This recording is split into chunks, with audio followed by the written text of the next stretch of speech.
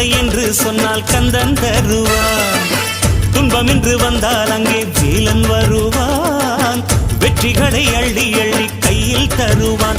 செந்தூர் வேலா,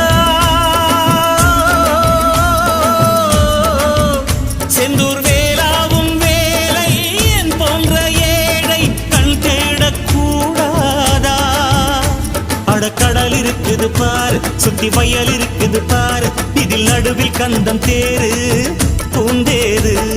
கடலோரம் கந்தன் முகமே ஆனந்தமே, வேலவனின் வேல் நின்று காத்திடுமே.